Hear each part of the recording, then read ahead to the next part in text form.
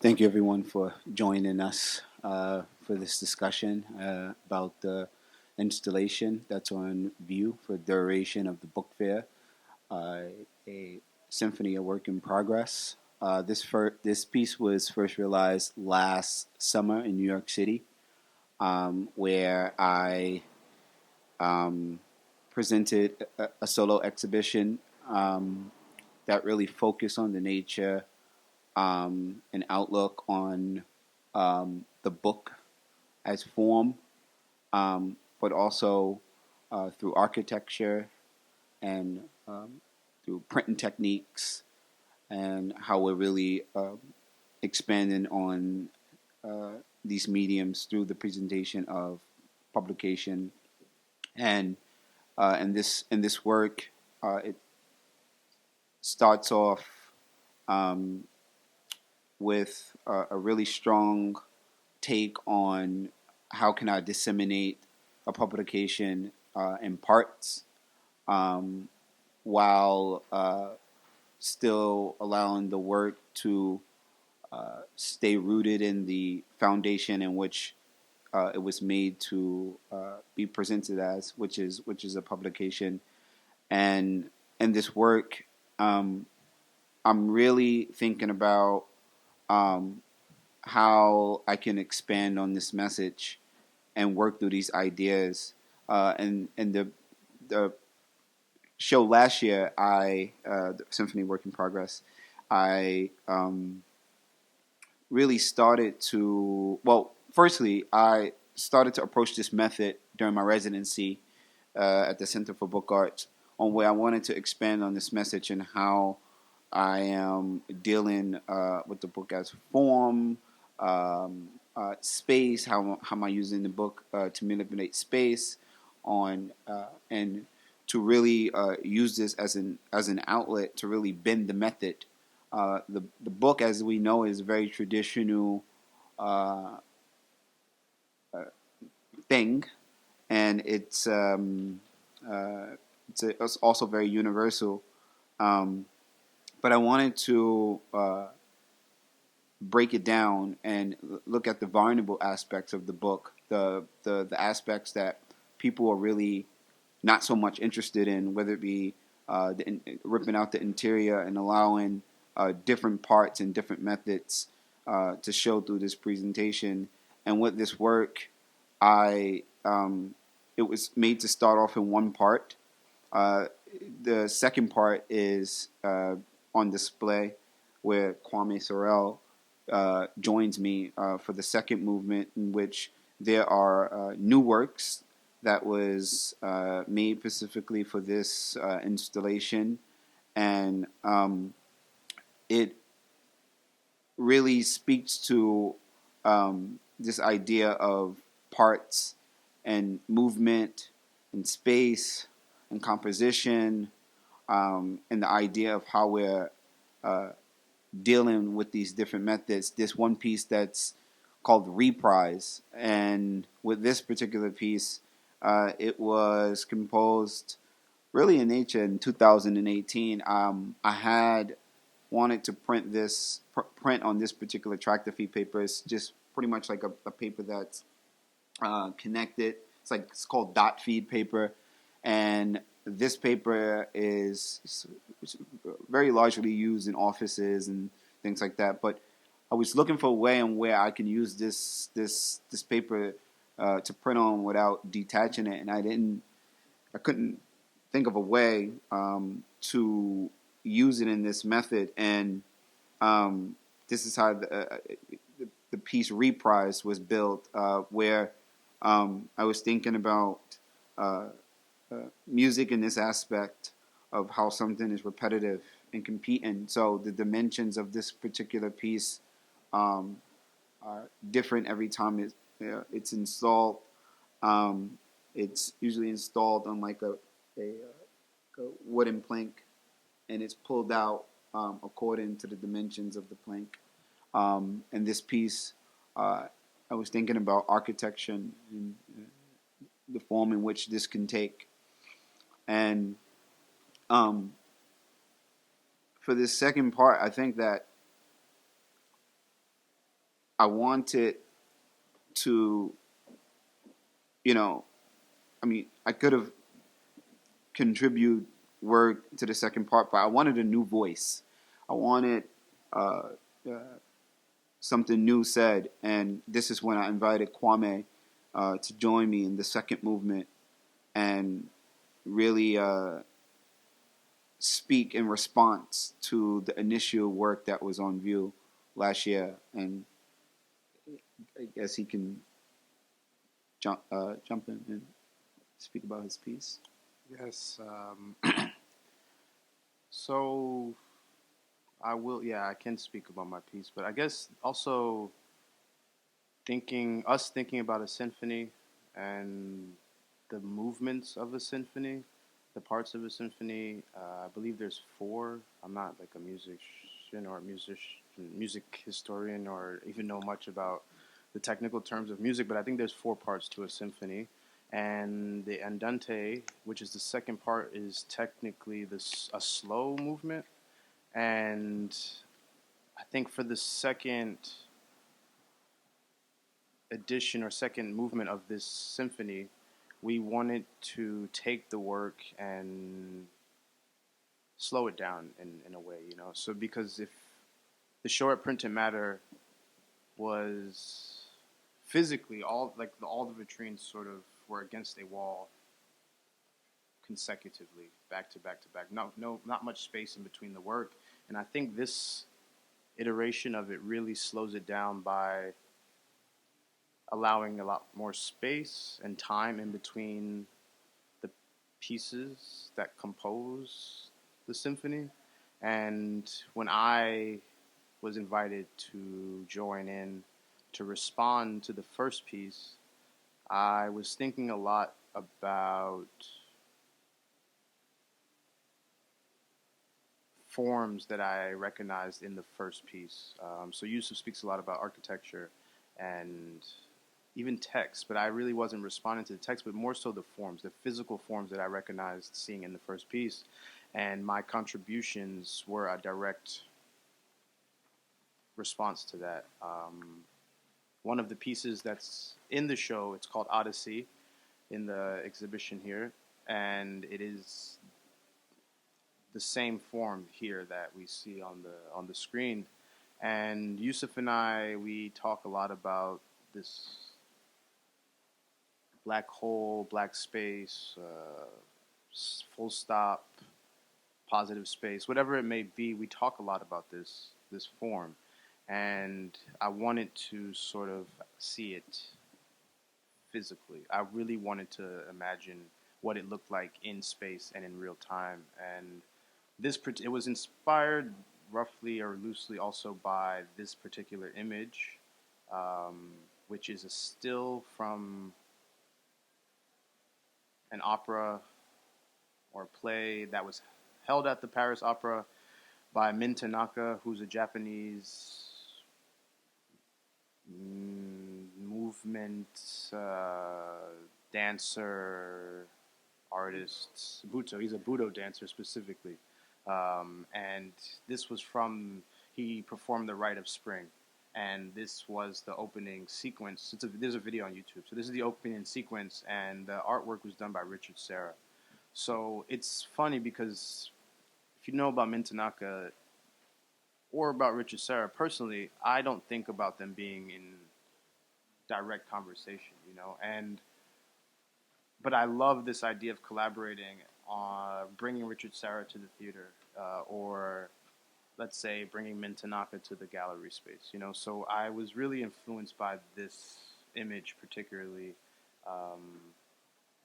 Thinking about space, holding space, or outer space or inner space. But yeah, I think my focus when I joined or when I contributed to this installation was to really think about slowness and space and time and how to really, I guess, physically represent that in a way that I felt comfortable with and that responded directly to what Yusuf exhibited. Um, Yeah, and just thinking about, because we make zines as well and publications, but thinking about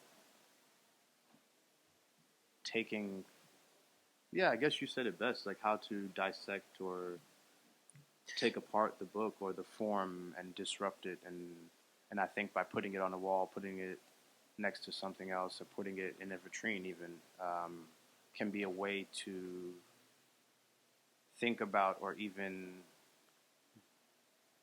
actually in real time see ideas next to each other. Opposed to having to flip a page, you can simply gaze or glance and make the connection, or turn around, or turn to your left or your right in a Yeah. way. Yeah. Because even the material that I'm using, this is, um, it also serves as um, kind of like mental notes of what I was thinking at the time of composing this book. There's also um, very large elements on improving throughout the makings of these works, where you know uh, making work up until uh, the, the the day the install is supposed to go up, or there was this one moment during the install where the show was being installed, the first show was being installed, and there was a rolled up scroll of some paper that I was supposed to cut down to size, and so I was supposed to print on it. And I guess during the process of the install, it was propped in a vitrine in a certain way, and I loved it so much that I wound up keeping it in this particular manner. Because I'm also very engaged in this aspect of also making work in real time. There's an intentional aspect to um, what I wanted to see through this presentation, but there's also these acts of uh, creating in real time and off of in a very spontaneous manner, and you know, um, it, it's a real freedom to be able to work in this particular manner because, for some or for most, to have uh, a thought process as to how you want things to appear and what manner you want it to appear in is somewhat of a preparation. And there is lots of elements of preparation here, but there are also many aspects in which things was created on site or included on site. There was the wood piece that you uh, had brought as part of your install, and it didn't make it into the show from his perspective, but then I got a hold of it and coordinated it into the show from my perspective. So, you know, at that moment, you know, it didn't do what I think he maybe wanted it to do, but it worked for me, and I included it in one of the vitrines against the wall. And it's just that just working in this particular manner um, allows for freedom. This freedom in this particular manner. This the Lewitts. Yeah, okay. Is from Lewitts, from Soy Lewitts. This is such a beautiful this beautiful text.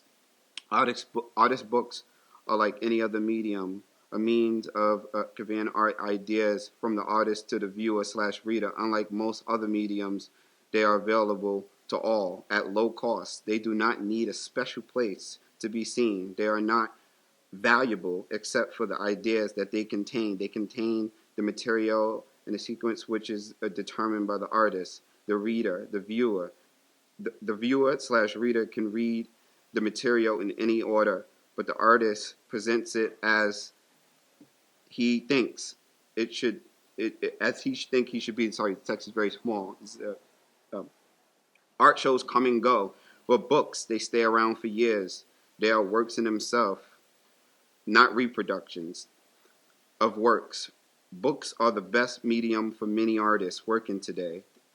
The material seen on the walls of the galleries in many cases cannot be easily read / seen on the walls, but we can more easily read at home under less intimidating conditions. It is the desire of the artist that these ideas be understood by as many people as possible. Books make it easier to accomplish this. And this text is so prominent in a lot of what I do because, you know, you know, exhibitions, like Lewitt says, they come and go, but the book, this is where you have more of this intimate access and this intimate encounter with it, and this holds more depth than what you're seeing in the galleries. And I was also thinking about this text also while creating the works as well, because um, you know the book, the publication, this tangible aspect of uh, this form slows down our experience and allow us to spend more time. And the first practice for us are dealing with zines, because zines is one of the most uh, I believe is one of those less intimidating um, ways to uh, deal with material. It doesn't take so much effort to make them. They're very easy to read. They're easy on the hands and eyes. And in many aspects, I would say that zines are also very universal, and they can do so many different things. And I guess this is really why I was also drawn to the zine um, as an object as well, because it was there's nothing that you're the author of this. There's nothing that stands in between what you want to convey through this medium. So there you do see aspects of the zine also coordinated within this symphony, and you know thinking about the history of the zine, and how this zine and how zines are made to operate, um, also allow me uh, freedom in this regards of of being the author of whatever it is that I so choose to distribute, um, and also allows me, I create zines also in this very spontaneous manner, and it goes back to also how I was composing works for this show, where I was creating in a very spontaneous manner. Some of the material that is in the show I found on walks. Um, I I found in flea markets, uh, things that I've had hanging around, even different folds, and that I maybe had tucked away. I collect paper as well, so a lot of it was things that I had around the house, things that was in between books and folders, and it all came together to create this language. And even this small little publication, we made this this morning. Kwame in the cafe, and Kwame laid it out maybe about an hour before the talk and printed it. So it really also speaks to this aspect of also making things in real time and doing it very quick and very spontaneous in this rapid effect. And um, it speaks to how fast we're working in this manner. Even this photo that's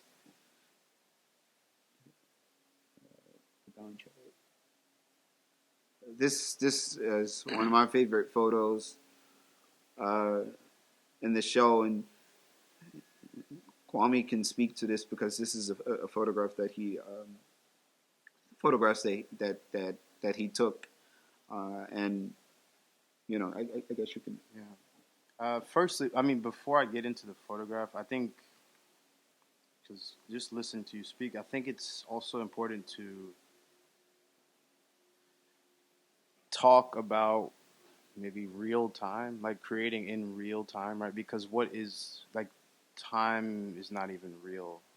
It's relative, right? Like seriously, it's relative because time feels different. Walking in LA versus walking in New York, 30 minutes feels very different because of the context, right? And I think what we mean by creating or working in real time is essentially working within or without the limits of the book, right? Or whatever it is we're making at the time, whether it be a photograph or a screen print, right? I think, but then also thinking of it in relation to a symphony, it's the differentiation of a move and a movement, in that a move happens and can happen in a bubble. And I think when it becomes a movement, it has context, right? So a move in context becomes a movement, and then there can be other reverberations from there. And I think this is what we mean by working in real time, not to say that we're working with the times or in current events. It's truly within the space that we're sort of navigating and reacting or creating reaction to, right? So, and with this photo, I mean, this photograph is truly, it's a portrait of Don Cherry, the trumpeter. These are his bells, his personal bells. They're in possession of the family. And we had gone to a performance, and after the performance, the bells were on the floor. I took a photograph of it, and it necessarily doesn't have tied directly into this installation, but the idea is that Don Cherry for us is a sort of guiding light or someone that we're looking to, whether it be as an inspiration, whether it be as a mentor, a peer, extended family. So I wanted to include him in the show in the installation, sort of as an homage, because a lot of what we're working through also, we just kind of ran through a list of various inspirations through image, whether it be Saul LeWitt or Richard Serra or Min Tanaka or Naima Cherry, who's the granddaughter of Don Cherry, who was using these at the performance, who's our really good friend. So it's a matter of just trying to include the mass, whatever the black mass is. I think as we work, we're always keeping that in mind and how to include that in the work and give back to that also. It's an exchange of sorts.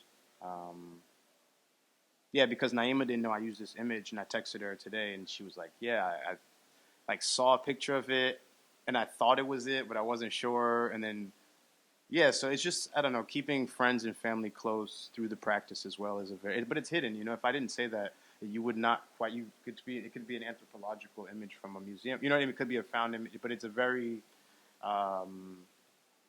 it holds a lot of weight and also speaks to the context that we're working in, just kind of through reference, through lineage, through, direct, the family. Like we're in contact with his estate and the family. So it's just, I don't know, the symphony is many parts, and then you see things that are more straightforward, like Greg Tate, right? Yeah. You see it's very straightforward, and I guess you could say what's taking place in that exchange, but even when I typed that out and printed it on that paper, that was last year. It was included in the show last year. I had made that a little after Greg Tate's transitioned. And I was thinking about Greg Tate's contribution and how, how Greg Tate as well informed a lot of how how we work and what we are saying, especially dealing in the method of music, not even just because of the symphony, but just in general, because, it for us, it also comes back a lot of times to music. Music is kind of like this foundation that we have also built upon on how we're working. Music is kind of like that guiding point for us in so many ways. And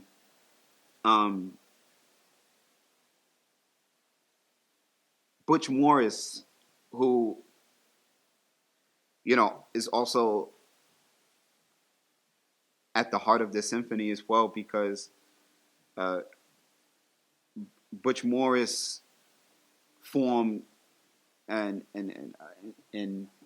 what he's composed through sound and music and movement with his compositions and the conductions series was also a kind of like a guide as well on how Butch improv in that moment and how spontaneous Butch was during composing and working that spontaneous.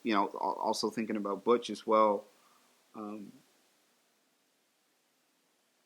and Jay Dilla as well, because he also has a particular way. He had a particular way of working, where he would, it's really hard to explain Dilla, but he's like, with Dilla, is you get so many different things, and he's, he has such a huge appreciation for sound and music of all, in all aspects. And I was really, to be honest with you, in this exchange as well, also trying to, I was thinking about also how Dilla was composing Donuts during that time, because Donuts is like a collage of sound. There's a lot of things taking place in that album, and it's very similar to what's taking place in this installation. There was an independent review of I wouldn't call it a review, but it was more like someone's take on Dilla's Donut album when it released, and the writer said the best way that he could describe the Donuts album is like going riding through a small town and skimming through the radio station, and that stuck with me because I would read music reviews, but not to guide me on whether I should listen to it or not. But sometimes just to do so, I want to hear what people are talking about with music, and I thought that this write-up was one of the best that I actually read on Dilla's Donuts, and I put it in correlation to also how I was creating too. It's just like skimming through my thoughts and skimming through, what I'm doing and what I'm collecting and how am I allowing this to take shape and to take form and move, and who am I included, because also a part of the practice is also inviting other people to respond that I'm in conversation with, directly or indirectly, to contribute something of some sort to what I'm saying. And Kwamé is always at the core of that in many aspects, because I'm genuinely interested in what he has to say and how he's thinking and what he thinks and how he sees things. Even the fact that we live in two different parts. He's on one end, I'm on one end. He's living in Morocco, I'm living in America, and we're still in conversation in this aspect. And we speak almost every day, and we're constantly in conversation in a variety of different things. And I when I invited him to join in to respond to this work, um, I knew that his response would be immediate and sufficient, and very grateful for it. Very, very grateful for it. Yeah. I guess at this point, if anyone have any questions, if you've seen the show, maybe skim through the show, or just anything you'd like to access, we'll be more than willing to speak to it. If not, then that's cool too.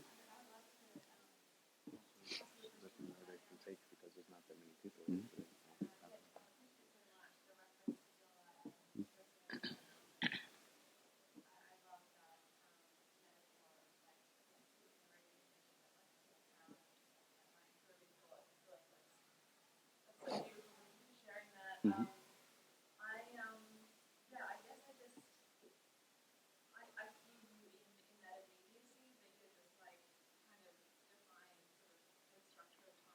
Mm-hmm.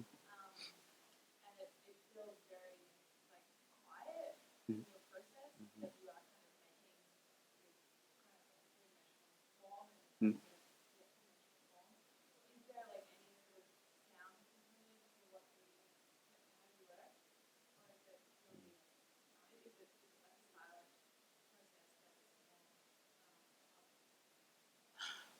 That's an interesting question because you wanna Well, what kind of no no, go. I mean, only because I you can go. You go. Huh? Go. Oh no, I was just gonna say that there's so many different aspects of how I'm working. So it could be as straightforward as actually having a sound piece, which is included which is included in. No. Oh, This is so there is a sound piece that is included in the show. It was composed by a friend of both me and Kwamé's. Her name is Klein. She is based out of the UK in London, and she made a 15-second sound piece specifically for this piece. That was her contribution, and it's very short in duration. It's just an audio work on the wall. You can listen to it, and so yeah, I would say that yeah, there's a sound aspect um, to the show, not just in that form, but when I think of sound, I don't always think of sound as something that we necessarily have to listen to. Sound is also a movement. It's a part of a feeling. It's part of the communication that you have, and so it depends on how far in reach do we want to experience sound when it comes to how we are dealing in those methods. So I would say that yeah, there's many different components of sound that could you know engage with. definitely. I mean, I don't think there's like if you walk through the space, I don't.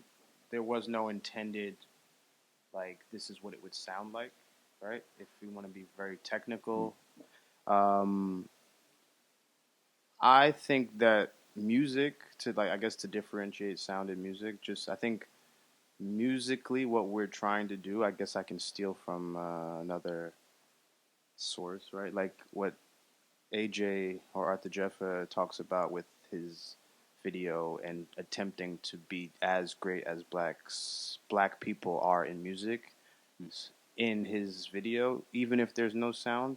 So even if we don't include, let's say we don't include Marvin Gaye on the cover inside a zine, what Marvin Gaye did is what we're attempting to even try to pick at, So it's always there inherently, right? But then if you break down sound or music in its most basic sense, the elements of it are there. There's rhythm, there's cadence, there's melody, there's there it's all there, So yes and no. But Yusuf is working on a amazing series at the moment that where he's profiling various musicians. So that directly deals with that. So yeah, for sure. Yeah. No, to speak to that, because when you know, it's really hard to,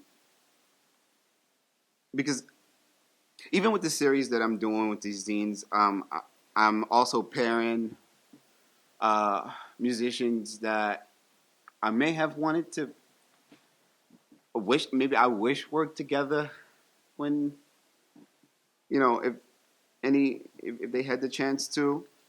So it's like fantasy parents.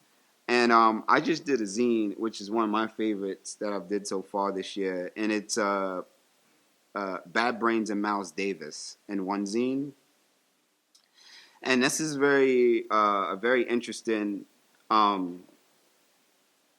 parent in many cases, because Miles go through a series of different sounds throughout his career, like a series, and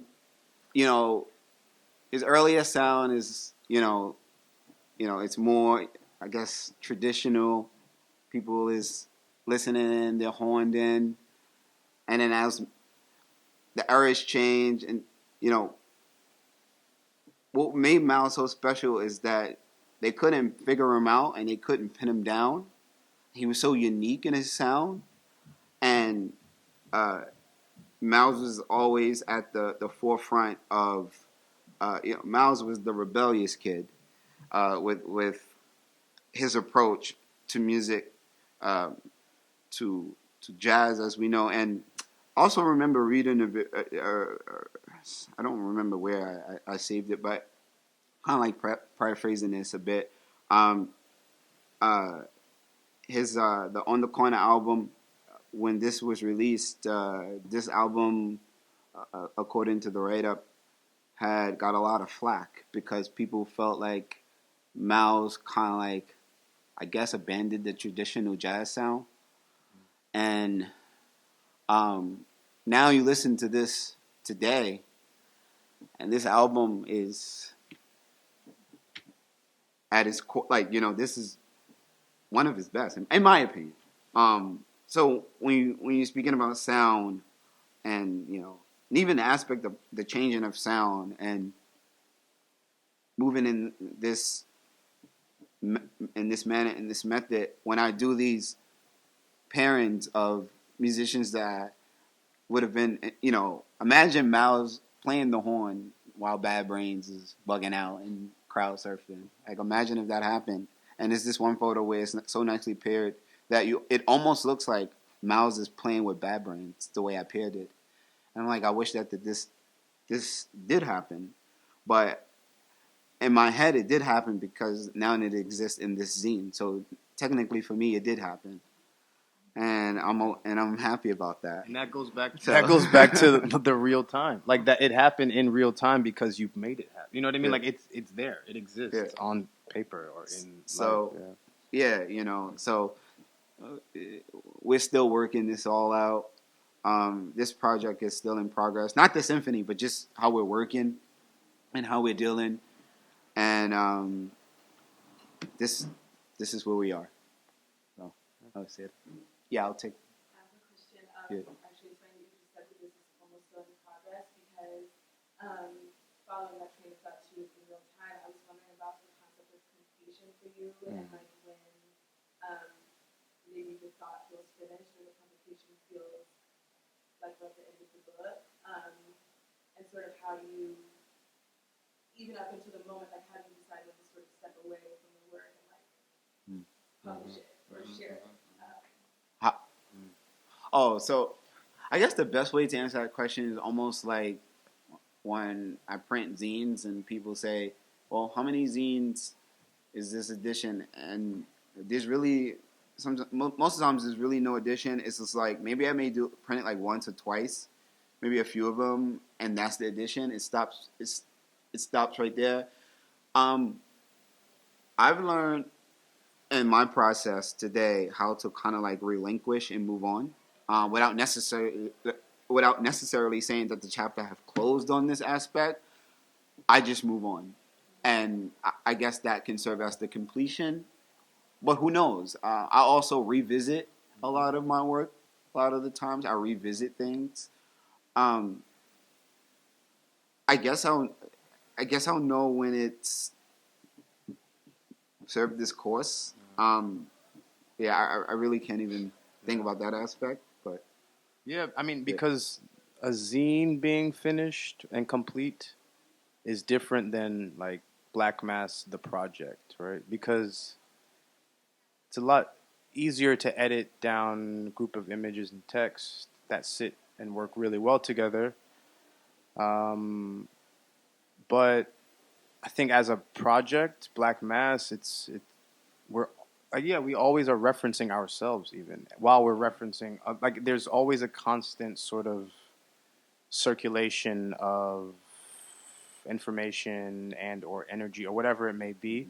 So I think I don't know. I mean, the idea is that it'll live longer than we do. You know, like we are very much actively archiving and working with archives. So essentially, we want the work to live longer than us. So when it's complete, the project, I don't know. You know, it kind of hopefully will have its own end or beginning, re-beginning, or whatever it may be. Yeah, I mean, but I think more so for like a show, an exhibition like this, because Yusuf added more work into this as well. I can speak to my behalf is that the three pieces that I included in the show, I very much knew what they were going to be. And when I got to New York, to the U.S., I executed them. As Yusuf mentioned, I live in Morocco at the moment, so that's where I work out of.